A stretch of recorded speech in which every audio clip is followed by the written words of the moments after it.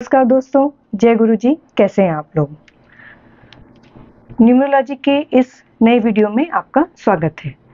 सबसे पहले मैं धन्यवाद करूंगी मेरे गुरु संदीप बजाज सर का, जिन्होंने मुझे इस यूनिक विद्या का आशीर्वाद दिया। न्यूमरोलॉजी अपने आप में एक कंप्लीट साइंस है और मैं गायनेकोलॉजिस्ट भी हूँ। तो मेरे सामने जब इनफर्टिलिटी के केसेस आते हैं तो उसमें न्यूमरोलॉजी का क्या रोल हो सकता है, आज हम इसके बारे में डिस्कस करेंगे। क्या न्यूमरोलॉजी हमें बता सकती है कि ये जो कपल आया है अपनी इनफर्टिलिटी की प्रॉब्लम को लेके, तो इसका न्यूमरोलॉजी के अंदर क्या रीज़न है? और सिर्फ रीज़न पता कर लेना काफ़ी नहीं है। जब तक हमने उसका सॉल्यूशन नहीं दिया, उसको रेमेडीज नहीं दिया, तब तक बात अधूरी रहेगी।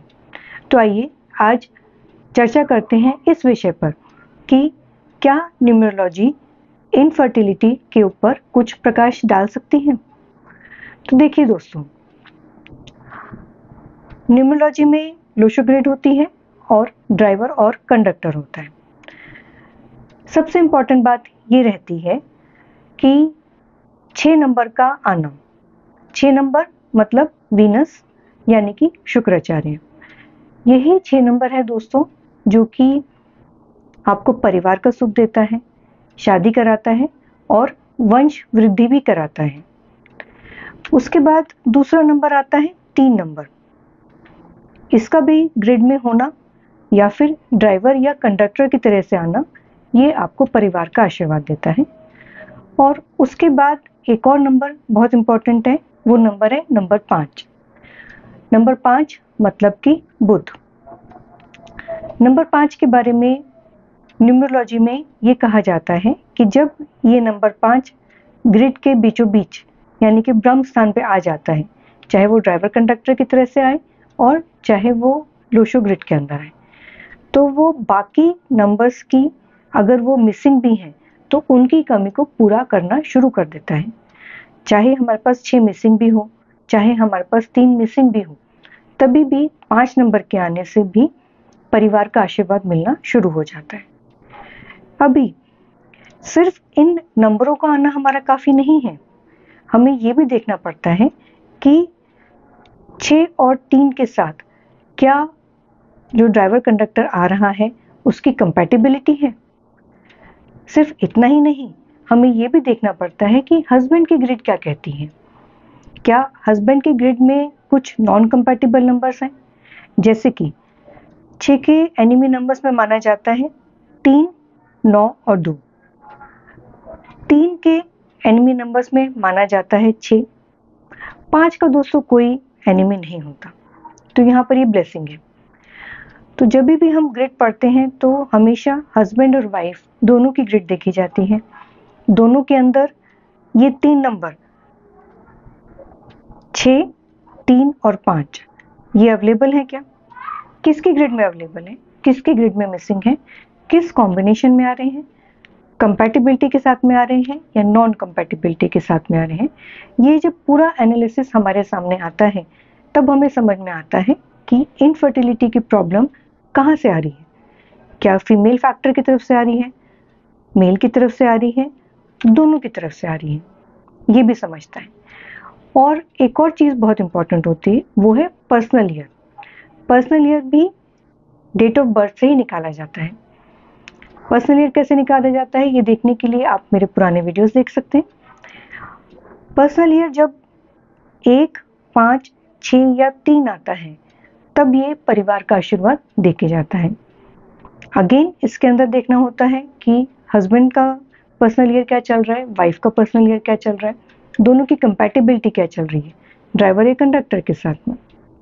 उस समय एक अनुमान होता है कि क्या जो अब ट्राई किया जा रहा है इससे फल मिलेगा। ट्रीटमेंट तो देखिए कभी रोकना नहीं है, मैं तो खुद गायनेकोलॉजिस्ट हूँ। सो ट्रीटमेंट के जो भी ऑप्शंस हमें मिलते जाएंगे वो स्टेप वाइज अप्रोच हमें लेती ही जानी है। न्यूमरोलॉजी एक बहुत बड़ा सपोर्ट देगी। अभी हमने ये तो जान लिया कि प्रॉब्लम कहाँ से आ रही है, उसका करें क्या। कुछ रेमेडीज होती हैं जो डायरेक्ट रेमेडीज होती हैं और कुछ रेमेडीज होती हैं जो कि इनडायरेक्ट रेमेडीज होती हैं। डायरेक्ट रेमेडीज देखते समय अगेन हमें देखना होता है कि कंपैटिबिलिटी है या नहीं है। तो डायरेक्ट रेमेडीज 6 नंबर की किस तरह की हो सकती है, जैसे कि वाइट स्वीट्स का दान करना शुक्रवार के दिन, क्योंकि शुक्रवार यानी कि फ्राइडे रिप्रेजेंट करता है नंबर 6 को। गुरुद्वारा या किसी भी रिलीजियस प्लेस के ऊपर कुछ खाने की वस्तुएं जो कि सफ़ेद हों, जैसे कि चावल है, चीनी है, दूध है, ये सब चीज़ें जो बताई जाती हैं कंसल्टेशन के समय कि कितनी मात्रा, उनकी मात्रा भी ऐसे नहीं कि आप कुछ भी ले जाके दान कर सकते, वो एक नंबर होता है जो कि कैलकुलेट करके दिया जाता है। वो कैलकुलेशन कैसे होगा, या तो आप एक न्यूमरोलॉजिस्ट की सलाह लें या आप मुझे भी कंसल्ट कर सकते हैं। तो इन वस्तुओं का दान शुक्रवार के दिन अगर आप रिलीजियस प्लेस पे करते हैं तो भी संतान प्राप्ति के आपके योग बनेंगे, मार्ग खुलेंगे। 3 नंबर की डायरेक्ट रेमेडीज में सबसे इंपॉर्टेंट होता है केले के वृक्ष को पीला जल चढ़ाना। अभी जल को पीला कैसे करें, उसके लिए आप उसके अंदर थोड़ी हल्दी डाल सकते हैं या फिर चने की दाल, उससे भी वे ये वृक्ष जल को आप पीला करके केले के वृक्ष पे चढ़ाएंगे। 3 दोस्तों डिनोट करता है बृहस्पति को, यानी कि जुपिटर। ये देवताओं के देवता हैं, देवताओं के गुरु हैं। जब हमें इसकी ब्लेसिंग मिलती है तो हमारा लक एनहांस होता है और आगे आने वाली जो प्रॉब्लम्स हैं उनका सलूशन मिलता जाता है। 5 नंबर, ये 5 नंबर की जो रेमेडीज हैं वो बहुत सुंदर रेमेडीज हैं, क्योंकि ये गणेश जी की रेमेडीज हैं। जैसे कि हर बुधवार को गणेश जी के टेम्पल में जाके 5 लड्डू का भोग देना, गायों को चारा खिलाना, ये आप डेली भी कर सकते हैं। अगर आप डेली ना कर पाए तो कम से कम बुधवार के दिन 1 किलो आलू आप गायों को खिला के आएं, या फिर ग्रीन चारा खिला के आएं। तुलादान, तुलादान भी एक रेमेडी होती है, इसके कुछ नियम होते हैं। वो नियम क्या है, अगेन ये जानने के लिए आप कंसल्टेशन कीजिए। अभी कई बार ऐसा देखा जाता है कि ग्रिड की कंपैटिबिलिटी नहीं है, 3 और 6 या तो ड्राइवर और कंडक्टर के रूप में आते हैं तो 36 का आंकड़ा बनता है। तो ना तो हम 6 नंबर की रेमेडीज दे सकते, ना हम 3 नंबर की रेमेडीज दे सकते। ऐसे केस में हम इनडायरेक्ट रेमेडीज के ऊपर जाते हैं। इनडायरेक्ट रेमेडीज फेंगशुई रेमेडीज हैं। ब्रेसलेट्स जो एनर्जाइज होते हैं वो पहना के दी जाती हैं और उनको हम लेफ्ट हैंड में पहनने के लिए बोलते हैं। तो यहाँ पर डिमॉन्स्ट्रेशन के पर्पज से मैंने ये ब्रेसलेट्स रखे हैं। ये येलो सिट्रिन ब्रेसलेट है जो कि 3 नंबर को डिनोट करता है। ये वाइट क्रिस्टल ब्रेसलेट है जो कि 6 नंबर को डिनोट करता है, और ये ग्रीन क्रिस्टल ब्रेसलेट है जो कि 5 नंबर को डिनोट करता है। इन ब्रेसलेट्स की रेमेडी में खास बात यह है कि इनका कोई दुश्मन नहीं है। अगर ड्राइवर कंडक्टर 3 और 6 भी है या 6 और 3 भी है, चाहे आपका चाहे आपके हस्बैंड का, जो कि बाधा दे रहा है आपको संतान प्राप्ति में, तो भी ये ब्रेसलेट्स पहन के आप इन नंबरों का आशीर्वाद ले सकते हैं। अभी ये ब्रेसलेट्स ऐसे ही दुकान में जाके नहीं खरीदे जाते हैं, क्योंकि क्या आप देख सकते हैं कि ये कितने चमकदार हैं, क्योंकि ये एनर्जाइज्ड है। इनको एनर्जाइज करने का एक स्पेशल तरीका रहता है, जो कि हम न्यूमरोलॉजिस्ट जो है वो इनको एनर्जाइज करके ही रखते हैं। तो आप जब भी इन ब्रेसलेट्स को खरीदें तो किसी जानकार व्यक्ति से, किसी न्यूमरोलॉजिस्ट से, या आप मुझे भी कांटेक्ट कर सकते हैं, वहीं से ही लीजिए।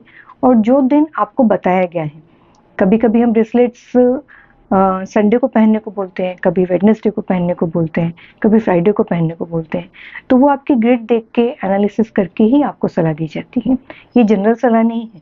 ऐसा नहीं है कि आपने बाजार से एक वाइट क्रिस्टल का ब्रेसलेट लाया पहन लिया, ग्रीन क्रिस्टल लाया पहन लिया और हो गया। नहीं नहीं, ये गलती ना कीजिएगा। कंसल्ट कीजिए और तब एनर्जाइज ब्रेसलेट जैसा आपको बताया गया है इनको पहनिए।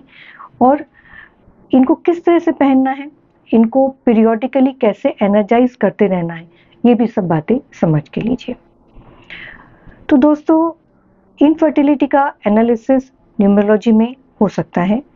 ये समझ में आ सकता है कि प्रॉब्लम कहाँ से आ रही है और उसके लिए रेमेडीज भी देना पॉसिबल है। न्यूमरोलॉजिस्ट आपकी सलाह लें, मेरे से सलाह लें और अपने लिए बेबी प्राप्ति का, संतान प्राप्ति का जो योग है वो आप खोलें। फिर से मैं धन्यवाद करना चाहूँगी संदीप बजाज सर का, जो कि मेरे गुरु हैं, जिन्होंने मुझे इतनी सुंदर विद्या का आशीर्वाद दिया। Thank you Sandeep Bajaj sir. Thank you Guru ji.